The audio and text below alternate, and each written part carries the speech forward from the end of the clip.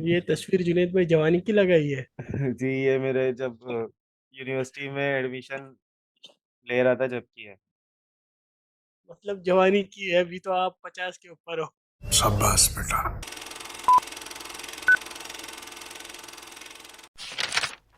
अच्छा, तो सबसे पहला काम क्या करना है हमने? माई कंप्यूटर में जाके कोई भी ना अपनी ड्राइव सेलेक्ट करनी है कि जिसके अंदर आप अपना सारा काम सेव रख सकें। तो सबसे पहला काम क्या करेंगे आप? उसके अंदर एक फोल्डर बना देंगे और उसको कुछ भी नाम दे देंगे। जैसे हम इसको नाम दे देते हैं क्लास 1 का। ठीक है, फिर उसके बाद आप इसे ओपन कर लेंगे और उसके बाद इस पे राइट क्लिक करके इसके अंदर आके ओपन विद कोड पे क्लिक करेंगे। अब मैं यहाँ पे न्यू फाइलें क्रिएट कर लेता हूँ यहाँ से। और नॉर्मली हमारा कोई भी प्रोग्रामिंग लैंग्वेज हो ना, उसका जो प्रोग्राम जो चलता है ना, वो मेन की फाइल को वो रीड करता है, या तो मेन। और अगर HTML वगैरह हम कर रहे हैं तो उसमें इंडेक्स के नाम से होती है, index.html। और इसमें क्या होगा, हम मेन डॉट डाट के नाम से फाइल बनाएंगे, मेन फाइल जो हमारी होगी। फिर इसके जितने पेजेस बनेंगे, जितनी स्क्रीन्स बनेंगी, वो अलग अलग उनको हम उनके हिसाब से नाम दे सकते हैं। ठीक है। तो सबसे पहली चीज, बिल्कुल बेसिक मैं आपको बता रहा हूँ कि डार्ट की सारी, मैं पहले वाली वीडियोस में आपको ये बता चुका हूँ कि किस तरह से आप इन्वायरमेंटल वेरिएबल्स में उसको पाथ डिक्लेयर करेंगे और ये डाउनलोडिंग किस तरह होगी, ये सब आप पहले देख चुके हैं। अब ये सब होने के बाद आप सिंपल सबसे पहले क्या करेंगे? जैसे ही आप VS कोड में मेन लिखेंगे ना, तो हम क्योंकि यहाँ से एक्सटेंशन से डार्ट को इंस्टॉल कर चुके हैं, ये देख सकते हैं आप, डार्ट भी इंस्टॉल हुई है, फ्लटर भी इंस्टॉल हुई हुई है। और ये एक एक्सटेंशन है ब्रैकेट पेयर कलर के नाम से। इससे क्या होता है कि ना थोड़ा खूबसूरत लगते हैं ब्रैकेट पे ना, अलग अलग कलर्स आ जाते हैं। ये हमने मेन लिखा। ठीक है, ऑटोमेटिकली आपके सामने ये आ गया। अब बहुत इजी है, समझ लें इंग्लिश लैंग्वेज ही है। यहाँ पे हमने बस इसको बताना है प्रिंट। प्रिंट का क्या मतलब होता है कि कुछ भी प्रिंट कर दो। प्रिंट क्या कर दो? अगर हम ये डबल इन्वर्टेड कॉमास के अंदर एक आदत बनाएंगे, डबल इन्वर्टेड कॉमास के अंदर इस स्ट्रिंग को लिखा करें। हमने कहा इसको hello world. Print hello world करने के बाद सिंपल हमने कंट्रोल S दबा के इसको सेव कर लिया। सेव करने के बाद अब हमारे पास दो ऑप्शन है। अगर हम ये चाहते हैं कि हमारा प्रोग्राम कॉन्फ्यूल पे रन हो, तो उसके लिए हम स्टार्ट डिबगिंग करेंगे। स्टार्ट डिबगिंग में क्या होगा कि हमें ये वाली विंडो हमारी खुल जाएगी। इसमें हमें इधर कॉमा लगा के फिर इंटर करना है, फिर डबल इन्वर्टेड कॉमास के अंदर हमने प्रोग्राम लिखना है। ये प्रोग्राम नीचे आ गया। इसके बाद आप इस फाइल का नाम लिखेंगे मेन डॉट डार्ट और इसको सेव कर देंगे। अब जब हम इसको चलाएंगे ना, रन करेंगे स्टार्ट डिबगिंग, तो यहाँ पे आप देखेंगे कि ये हेलो वर्ल्ड प्रिंट कर दिया इसने। ठीक है, लेकिन हमें कहाँ काम करना है? हमें बेसिकली टर्मिनल पे करना है। तो टर्मिनल पे काम किस तरह होगा? टर्मिनल पे काम ऐसे होगा कि हम सारी वो पीछे वाली वीडियोस देख के इन्वायरमेंटल वेरिएबल्स के डिक्लेयर करने के बाद आप सिंपल यहाँ पे लिखेंगे फाइल का जो आपकी लैंग्वेज है, डार्ट लैंग्वेज है हमारी, स्पेस, फिर फाइल का नाम डॉट, उसके बाद उसकी एक्सटेंशन जो डार्ट के नाम से। अब हम यहाँ इंटर करेंगे तो ये हमें हेलो वर्ल्ड प्रिंट करवा के इसने दे दिया।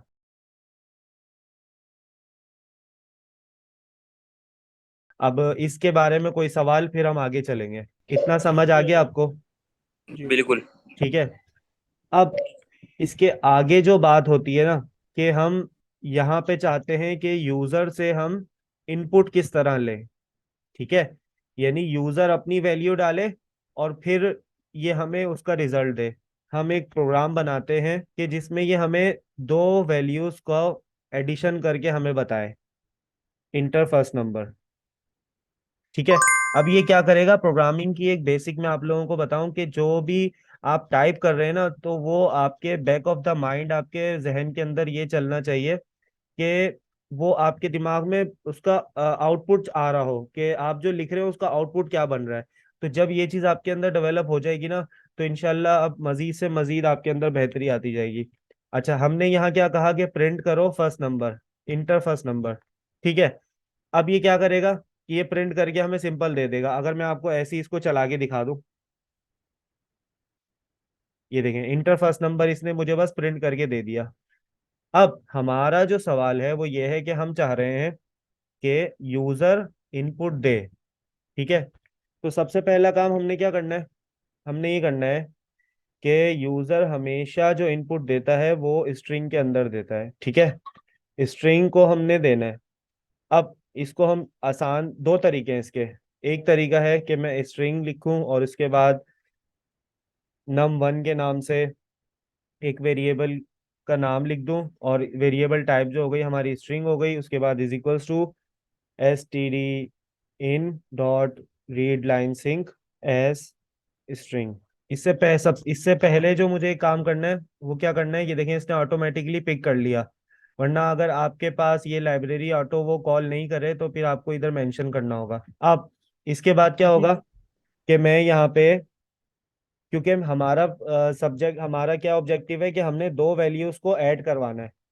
तो अब यहाँ पे फिर मैं इंटीजर, उसकी डेटा टाइप इंटीजर कर दूंगा, और मैं इसको दे देता हूँ, इसको थोड़ा सा मुझे वेरिएबल का नाम चेंज करना पड़ेगा, और is equals to int dot parse num1। पहले मैं ये प्रोग्राम पूरा लिख दूं, फिर उसके बाद आपको इसके बारे में समझाता हूँ। यहाँ क्या होगा हमारा, सबसे पहले हमने इंपोर्ट लाइब्रेरी कर दी। ठीक है, इनपुट आउटपुट के, भाई यूजर से हम इसमें इनपुट ले रहे हैं। मेन से हमारा प्रोग्राम स्टार्ट हुआ। पहली लाइन में हमने इसको डिफाइन किया कि प्रिंट करो इंटर फर्स्ट नंबर। उसके बाद string num1 is equals to std in dot read line sync as string. ये एक इसका फॉर्मेट है कि आपको यूजर से जब भी इनपुट लेना होता है ना, तो आप ये लाइन लिखते हैं std in dot read line सिंग। अब ये क्या चीज़ है स्ट्रिंग? स्ट्रिंग क्या है, हमारा वेरिएबल की टाइप है। जो भी हम वेरिएबल को कॉल करवाते हैं, वेरिएबल को ऐड करते हैं, तो उसमें हमें टाइप देना जरूरी होता है। सबसे पहले आती है टाइप। उसके बाद दूसरे नंबर पे आप लोग अपने जहन में रख लें और लिख भी लें कि दूसरे नंबर पे आप लिखते हैं वेरिएबल का नाम। स्ट्रिंग टाइप, पहले वेरिएबल की टाइप आ जाएगी, फिर वेरिएबल का नाम आ जाएगा, और उसके बाद आप उसके अंदर क्या फंक्शन करना चाह रहे हैं वो आएगा। हम यहाँ वेरिएबल बता दिया कि स्ट्रिंग है, वेरिएबल का नाम ये है। अब इसके अंदर इस लाइन का मतलब ये है कि यूजर इनपुट देगा। यूजर जो भी इनपुट दे वो इस num1 के अंदर सेव हो जाए। फिर जब हम इसको कॉल करवाएंगे यहाँ पे int sum is equals to num11, तो फिर क्या होगा कि जो वो यहाँ पे सेव हुआ है ना डेटा, वो उसको उठा के यहाँ पे ले आएगा। देखें दूसरी लाइन में क्या हो रहा है कि हमने एक इंटीजर कॉल करवाया, उसको नाम हमने ये दिया num11, और इंट डॉट पार्स की मदद से हमने उस स्ट्रिंग के डेटा को इंटीजर में कन्वर्ट कर लिया। इंट डॉट पार्स, अगर हम यहाँ पे डबल डॉट पार्स लिखते हैं तो डबल का मतलब क्या होता है कि पॉइंट की वैल्यू, मतलब डेसिमल वैल्यू, जिसमें पॉइंट के बाद भी कुछ वैल्यू आ रही हो। अब सवाल ये कि इस ब्रैकेट के अंदर क्या आएगा, इस ब्रैकेट के अंदर उस वेरिएबल का नाम आएगा जो हमने, जहां से हम डेटा यहाँ पे सेव करवाना चाह रहे हैं, इस इंटीजर वेरिएबल के अंदर। अब इसको पहले हम रन करते हैं, फिर इसके बारे में सवाल आप सबके लिए ओपन है। आप, अब इसने मुझसे कहा कि इंटर फर्स्ट नंबर, मैंने इसे दे दिया, यूजर ने यानी इसको दे दिया 8। उसके बाद इंटर सेकंड नंबर, तो हम दोबारा से 8 दे देते हैं। अब 8 + 8 होता है 16। हम इधर इंटर करते हैं तो इसने हमें आउटपुट दे दिया 16। अब आप लोगों के सवालात जो भी हैं आप कर सकते हैं। अच्छा जुनेद भाई, ये पार्स क्यों लगाते हैं? हम इंट डॉट पार्स, ये एक फॉर्मेट है। डॉट पार्स से मुराद ये होता है कि जी जी। हम किसी भी वेरिएबल की टाइप को किसी दूसरे वेरिएबल में ट्रांसफर करना चाह रहे हैं, उसके अंदर जो भी डेटा है और उसकी टाइप जो है। यहाँ हमने क्या किया है अच्छा। कि स्ट्रिंग एक कॉल करवाया। हमेशा याद रखें कि यूजर जब इनपुट देगा ना, तो वो इंटीजर में इनपुट नहीं देगा, चाहे लिखा हुआ नंबर ही है, लेकिन प्रोग्राम उसका इनपुट जो लेगा वो एज अ स्ट्रिंग लेगा। वो एज अ इंटीजर नहीं लेगा प्रोग्राम सही इनपुट। तो हमें जब program as a string input लेता है, फिर डॉट सही पार्स की सही। मदद से हम क्या करते हैं कि उस स्ट्रिंग के इनपुट को चेंज कर सकते हैं, इंटीजर में भी, डबल में भी, और इस तरह से आप इसको चेंज कर सकते हैं दूसरे वेरिएबल की टाइप में। इसको मैं एक आसान तरीके से सही। आप लोगों को करके दिखाता हूँ।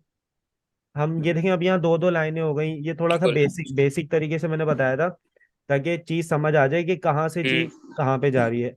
अगर मैं इसको एक लाइन में लिखना चाहूँ ना, हम्म। तो उसका भी तरीका है। उसका तरीका जी। ये है कि मैं यहाँ पे एक अच्छा। इंटीजर वेरिएबल कॉल करवाता हूँ, उसको मैं नाम दे देता हूँ num1 का, और फिर इंट डॉट पार्स, ठीक है, ब्रैकेट ओपन, यहाँ पे मैं लिखूंगा stdin dot read line sync, और उसके बाद यहाँ पे मैं एक नॉट का निशान लगा दूंगा, और यहाँ पे टर्मिनेटर, और इसके बाद ऐसे ही मैं यहाँ पे भी ये चीज कर देता हूँ।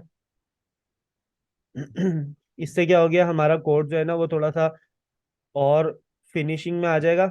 यहाँ पे नॉट का निशान लाजमी लगाइएगा, या तो आप नॉट लिख दें या तो आप एज स्ट्रिंग लिख दें, एक ही बात है। अब यहाँ पे भी हमें इसको चेंज करना होगा वेरिएबल के नाम को, ठीक है, सेव कर दिया। अब क्या हो गया, सिंपल कर दिया इसको, कि सबसे पहले इंटीजर भाई हमारा वेरिएबल है, उसका नाम क्या है, num1 उसका नाम है, कि यूजर फर्स्ट नंबर जो दे रहा है हमने num1 के नाम से। एक बात हमेशा याद रखें कि जो भी आप वेरिएबल के अंदर जिस तरह का डेटा स्टोर करवाएंगे ना, उसका नाम भी उससे रिलेटेड रखें हमेशा। इससे क्या फायदा होता है कि जो आपका कोड जो है ना वो अच्छा लगता है और रीडेबल हो जाता है। और ये एक अच्छे प्रोग्रामर की निशानी है कि उसका कोड हमेशा रीडेबल फॉर्म में हो, जो दूसरा कोई और प्रोग्रामर भी उसको देखे तो वो आराम से उसको समझ सके। अच्छा, यहाँ क्या हुआ, मैंने इंटीजर कॉल करवाया, num1 उसका नाम रखा, और वही हमारा जो फॉर्मेट होता है, ये चीजें कुछ चीजें आपको प्रैक्टिस करने के बाद आपको याद हो जाएंगी, आपको इसको वो रट्टा लगाने की जरूरत नहीं है।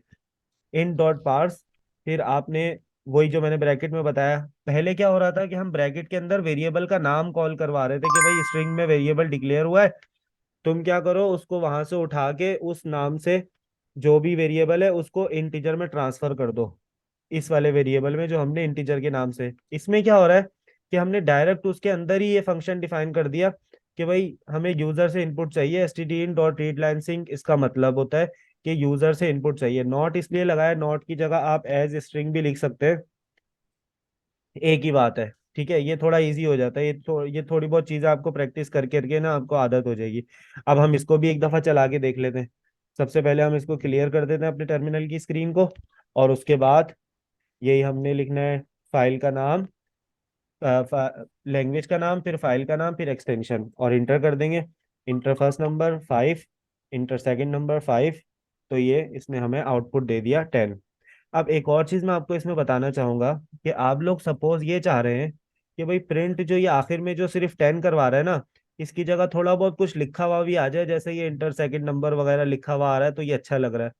तो आप इसमें क्या करेंगे कि प्रिंट की लाइन के अंदर जब आपने प्रिंट लिखा, उसके बाद आप ये डबल इन्वर्टेड कॉमास, जैसा मैंने आपको बताया कि स्ट्रिंग हमेशा डबल इन्वर्टेड कॉमास में लिखा करें। अब आपने क्या करना है, यहाँ पे लिखना है, अपनी मर्जी से कुछ भी लिख सकते हैं, मैं लिख देता हूँ द सम इज, ठीक है, द सम इज प्रिंट होगा। उसके बाद मैं क्या चाह रहा हूँ कि मुझे आउटपुट चाहिए किसका, num1 प्लस num2 का। तो उसके लिए मुझे अगर स्ट्रिंग के अंदर वेरिएबल को डिक्लेयर करवाना है, तो मैं डॉलर का साइन यूज करूंगा और आगे उस वेरिएबल का नाम लिख दूंगा। सेव हो गया। अब जब मैं इसको करता हूँ, रन करता हूँ,